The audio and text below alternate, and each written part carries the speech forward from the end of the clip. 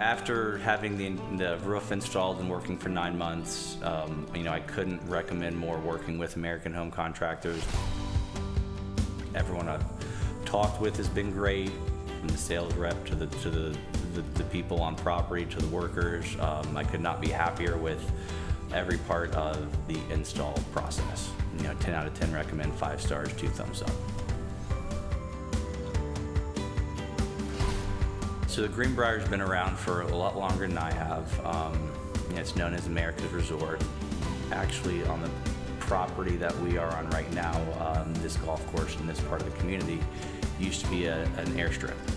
And so, it's been here a while, and I think a lot of people are aware that the United States government built a bunker underneath the hotel that they use, or had planned to use in case of a nuclear war with Russia. And I think that was a state secret until the early 90s when that broke. So there's a lot of history here at the Greenbrier, a lot of cool little tidbits that you can pick up.